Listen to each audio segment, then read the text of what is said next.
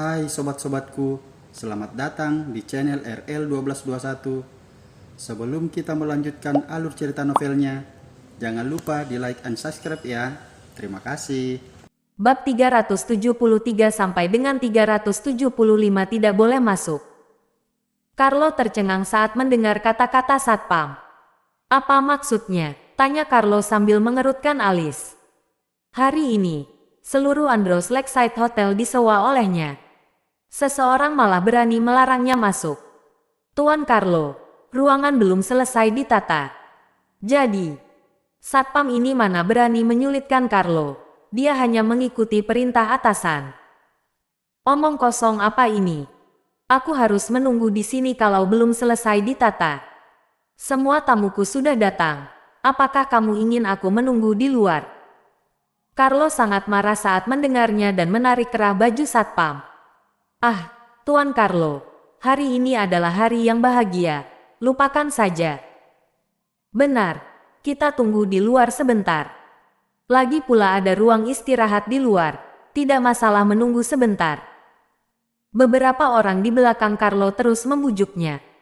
Tapi Carlo semakin marah mendengarnya. Sial, hari ini, seluruh Andros Lakeside Hotel milikku seorang.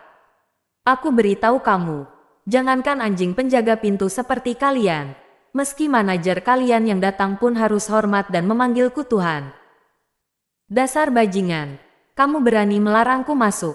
Cepat panggil penanggung jawab kalian. Carlo menggoyangkan jam tangan mahal di pergelangan tangannya sambil berteriak pada satpam. Tuan Carlo, ada apa? Kenapa begitu marah? Saat ini, manajer lobi hotel datang sambil tersenyum. Di belakangnya ada sekitar 20 orang satpam berbaju hitam. Aku mau masuk sekarang. Dia melarangku masuk. Apakah dia tidak ingin bekerja lagi? Carlo maju ke depan dan menamparkan satpam itu. Tuan Carlo, semua ini perintah dari atasan. Bagaimana kalau Anda membawa semua tamu menunggu di luar sebentar? Belum terlambat juga sambil menunggu semua orang datang. Manajer lobi tidak marah sama sekali dan langsung menarik satpam yang dipukul ke belakangnya. Lalu berkata pada Carlo sambil tersenyum. Setelah mengatakan itu, dia langsung melambaikan tangan dan berkata tanpa menunggu jawaban dari Carlo. Siapkan minuman dan makanan ringan di ruang istirahat di luar supaya Tuan Carlo bisa istirahat. Kemudian, manajer lobi tersenyum sekali lagi. Lalu berbalik dan pergi. Berengsek. Carlo semakin marah dan terus merasa sikap hotel ini sedikit aneh. Mereka seolah sengaja menargetkannya. Tuan Carlo jangan marah. Tunggu semua orang datang dulu. Baru kita masuk bersama. Benar. Lagi pula Abigail masih belum datang. Jadi tidak perlu buru-buru. Semua orang buru-buru menarik Carlo ke ruang istirahat. Carlo sangat marah. Tapi terpaksa menekan amarahnya saat mengingat hal paling penting hari ini adalah menyatakan cinta pada Abigail. Aku rasa hotel ini terlalu sombong. Aku akan memberi mereka pelajaran setelah masalah hari ini selesai. Carlo mendengus dingin. Saat ini di dalam hotel, manajer lobi berdiri di dalam kamar dan melihat keluar dari jendela. Ketidakberdayaan terlihat di matanya. Manajer, bukankah kita mempermainkan Tuan Carlo dengan berbuat seperti ini? Kita pasti akan menyinggung keluarga Nilo. Di belakangnya ada seorang pemuda yang terlihat gugup. Bagaimanapun juga, jika Carlo marah, orang-orang level terendah seperti mereka akan menjadi orang pertama pelampiasan kemarahannya. Saat itu, pihak atasan akan melempar semua tanggung jawab dan Carlo pasti akan meluapkan emosi pada mereka. Ini perintah atasan, kita ikuti saja. Bekerja dengan orang harus mendengar perintah mereka. Bagaimana kalau kamu mengundurkan diri sekarang? Manajer lobi mengernyit dan menjawabnya. Wajah pemuda itu memerah dan segera terdiam. Andros Lakeside Hotel merupakan satu-satunya hotel bintang 6 di kota Mandala. Perekrutan karyawan sangat ketat, jadi sangat sulit untuk bisa bekerja di sini. Namun, gaji di sini cukup murah hati, beberapa kali lipat lebih baik dari hotel lain. Tidak ada seorang pun yang mau pergi. Kita tidak perlu banyak ikut campur dengan urusan atasan. Kita dengarkan perintah saja. Manajer lobi mengayunkan tangan, kemudian berbalik dan pergi. Pada saat yang sama, rumah Abigail. Abigail, lelet sekali kamu. Cepat sedikit. Alisa dan Dano memakai pakaian formal seolah akan menghadiri perjamuan penting. Orang yang tidak tahu mungkin akan berpikir kalau hari ini adalah acara pertunangan Abigail dan Carlo. Ya, Abigail menjawabnya dan keluar dari kamar. Ada apa denganmu? Kamu pergi dengan baju seperti ini. Alisa langsung mengerutkan alis saat melihat dandanan Abigail. Saat ini, jangankan berdandan, Abigail terlihat seperti gadis desa yang baru keluar gunung. Dia memakai baju sederhana dan rambutnya diikat dengan karet gelang, tanpa riasan apapun di wajahnya. Meskipun Abigail sudah sangat cantik tanpa riasan, Alisa tidak tahan melihat penampilan asal-asalan seperti itu. Ibu, apakah aku tidak boleh mengenakan baju ini? Abigail bertanya balik pada Alisa sambil berjalan keluar. Alisa melangkah maju dan bertanya dengan sangat kesal. Kamu jelas-jelas punya banyak pakaian. Kenapa kamu tidak mengenakannya? Sebelumnya, Peter jelas-jelas membeli banyak pakaian bermerek waktu itu pada mereka. Namun, Abigail tidak mengenakan satupun, malah mengenakan pakaian murahan. Apa maksudnya ini? Carlo menghabiskan banyak uang dan memesan satu hotel untuk menyatakan perasaan pada Abigail. Namun, wanita yang dia sukai malah berpakaian begitu sederhana. Bukankah ini sama saja mempermalukan Carlo? Oleh karena itu, Alisa merasa semakin kesal. Ibu, aku memang seperti ini. Aku tidak pergi saja kalau kamu merasa aku mempermalukanmu, balas Abigail dengan santai. Kamu. Alisa menggertakkan giginya sambil menunjuk Abigail. Pada akhirnya, tidak mengatakan apapun lagi. Alisa tahu jelas dengan sifat Abigail yang keras kepala dan tidak akan mendengarkan ucapan Alisa lagi. Abigail, apakah kamu sudah siap? Ayo kita pergi bersama kalau sudah siap. Tuan Carlo sudah menelepon kemari. Dia sedang menunggu kita ke sana. Pada saat ini, terdengar suara nyonya besar Andrea dari luar dan diikuti oleh anggota keluarga Carmine. Pamannya Abigail, Mason Carmine, serta Kenneth, Janet dan lainnya juga datang kemari. Nyonya besar Andrea sangat mementingkan hal ini hingga mengumpulkan semua anggota keluarga Carmine kemari. Tidak peduli dari keluarga sah atau keluarga cabang juga harus hadir. Abigail menoleh melihat nyonya besar Andrea dan lainnya. Matanya seperti kehilangan cahaya dan hanya menganggukkan kepala dengan kaku.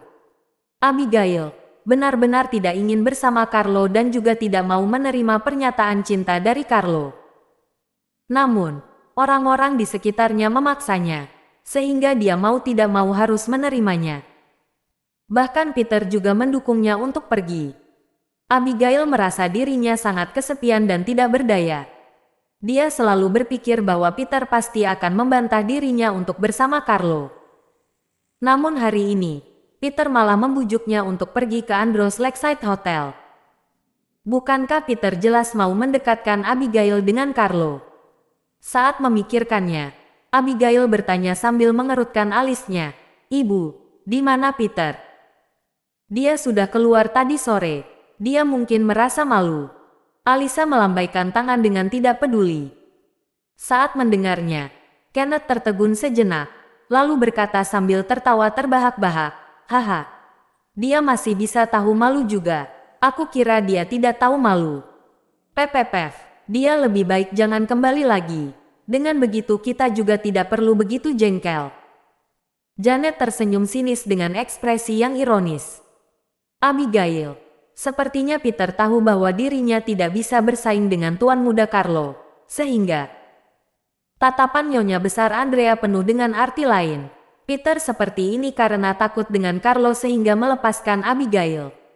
Saat mendengarnya, hati Abigail merasa sangat tidak nyaman. Kenapa Peter tidak membawa dirinya untuk bersembunyi bersama? Sebelumnya, Abigail telah reservasi mobil untuk pergi bersama Peter. Namun, Peter malah membujuknya untuk pergi ke Andros Lakeside Hotel. Akan tetapi, Peter malah bersembunyi sendiri dan membuatnya menanggung semua ini seorang diri saja. Saat mendengar ucapan Nyonya Besar Andrea dan lainnya, Abigail merasa sedih dan menghubungi Peter dengan tak terkendali. "Halo, Abigail." Telepon segera diangkat dan muncul suara Peter. Abigail bisa mendengar bahwa tempat Peter sangat hening. "Di mana kamu?" tanya Abigail sambil mengerutkan mulutnya. Peter ragu sejenak, lalu menjawab dengan suara yang pelan. "Aku sedang melakukan sesuatu di luar." "Ada apa?" Saat mendengar ucapan Peter, Abigail merasa sedih. Sekarang, dirinya telah dipaksa ke sisi Carlo oleh keluarga Carmine, sedangkan Peter tidak melakukan apapun selain melarikan diri. Sebelumnya, Peter sering mengatakan bahwa tidak akan ada orang yang bisa memaksanya untuk melakukan hal yang tidak dia inginkan dan akan melindunginya selamanya. Sekarang, Abigail merasa konyol dan terlalu naif. "Hufet." Abigail menghela napas dengan pelan, lalu berkata, "Aku mau pergi ke Andros Lakeside Hotel." Setelah mengatakannya, Abigail menantikannya penuh harapan. Dia telah memutuskan bahwa jika Peter mencegahnya, dia akan menggunakan segala cara untuk menolak Nyonya Besar Andrea dan lainnya.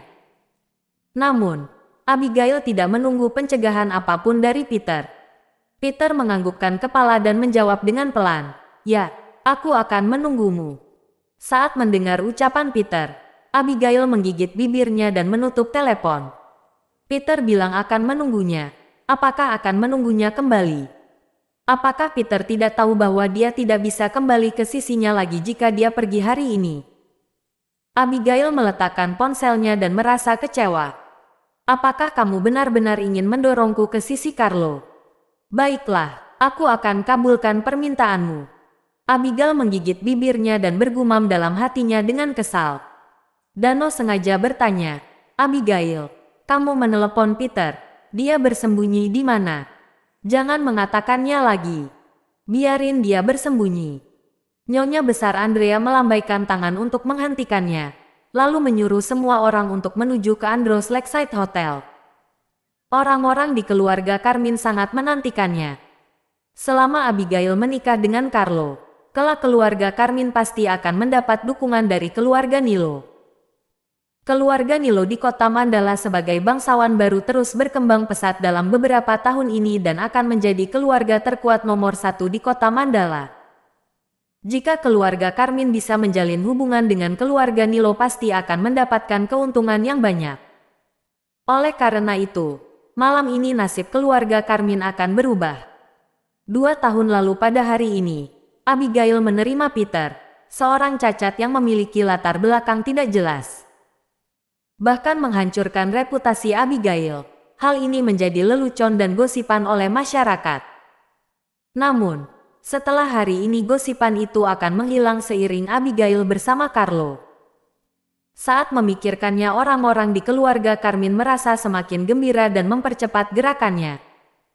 Di Andros Lakeside Hotel. Pada saat ini sudah jam 8 malam. Malam telah menutupi seluruh kota Mandala.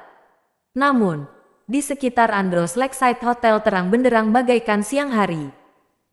Cahaya lampu yang tak terhitung jumlahnya tidak ada bedanya dengan siang hari. Banyak mobil mewah yang diparkirkan di tempat parkir depan pintu gerbang hotel. Di antaranya ada mobil teman Carlo dan mitra bisnis Henry. Sekarang keluarga Nilo sudah berjaya di kota Mandala karena memiliki dukungan dari petinggi dalam militer, Joko Anwar, sehingga keluarga Nilo sangat optimis. Oleh karena itu, banyak perusahaan yang bersedia memberi muka untuk keluarga Nilo. Hanya saja, tidak peduli pengusaha kaya atau bangsawan, mereka diatur ke area istirahat di luar hotel. Tindakan ini membuat banyak orang merasa tidak senang. Mereka mana pernah diperlakukan seperti ini. Namun, mereka tahu bahwa bagaimanapun juga ini adalah wilayah Andros Lakeside Hotel. Oleh karena itu, semua hal ini diputuskan oleh Andros Lakeside Hotel. Bersikap hormat pada tamu adalah hal yang sudah sepantasnya dilakukan oleh pihak hotel mereka. Namun, jika mereka mau melakukan seperti ini, siapa yang bisa berpendapat? Oleh karena itu, Ada ratusan petinggi yang duduk di area tunggu di depan pintu gerbang hotel dan tidak ada satupun yang bisa masuk.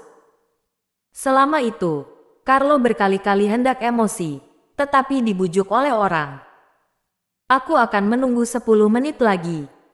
Kalau mereka masih belum menatanya dengan baik, aku akan menghancurkan hotel mereka. Carlo mendengus dengan emosi. Ada banyak orang yang menunggu di sekitar hotel. Ada media yang sudah siap untuk mendapatkan berita pertama dan juga ada masyarakat umum yang datang menonton.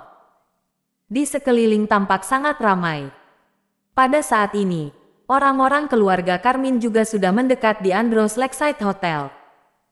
6-7 mobil diduduki penuh oleh orang dan sedang berbaris untuk masuk ke Andros Lakeside Hotel. Sedangkan pada saat ini, tiba-tiba ada sebuah mobil yang melaju lewat di depan mereka dan menuju ke hotel. Mobil ini tampak seperti sebuah mobil bus yang membawa sebuah kotak besar, seperti truk. Apa maksud mobil ini? Mobil jelek ini bahkan berani melaju di depan kita. Apakah dia tidak melihat mobil BMW kita? Apakah dia sanggup mengganti rugi kalau lecet? Melihat situasi ini, Janet mendengus dengan tidak senang. Dia berkata sambil menurunkan jendela kaca mobilnya dan hendak marah. Hentikan. Namun, Kenneth melirik sambil mengerutkan alisnya dan langsung menekan tombol kunci jendela. Kamu sudah gila, tahukah kamu apa mobil ini? Mobil Bussner Jerman, mobil mewah dalam seri Solano. Kenneth menurunkan kecepatan mobilnya. Apakah ia senilai 2 miliar? Janet tetap cemberut dan acuh tak acuh. 2 miliar. Di internet tertulis senilai 14 miliar 400 juta rupiah. Ucapan Kenneth langsung membuat Janet terdiam.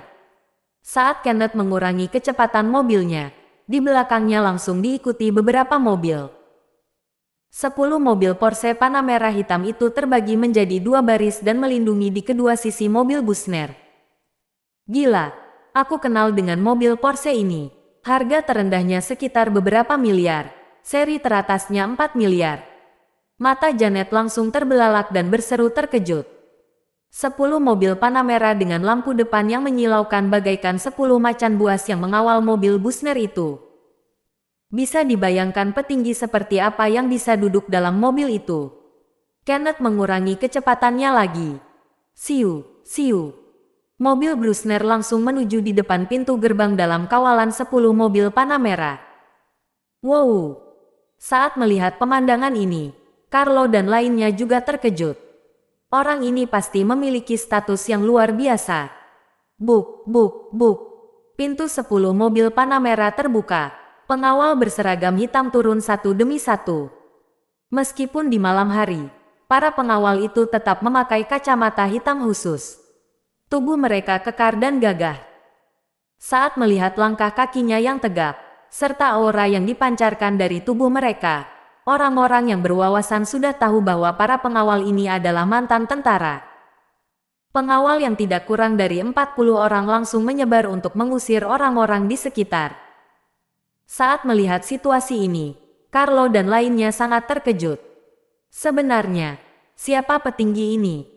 Sret. Pintu mobil Bussner terbuka, sebuah papan diturunkan secara otomatis. Kemudian, sebuah kursi roda didorong turun dengan perlahan. Seketika, mata Carlo terbelalak.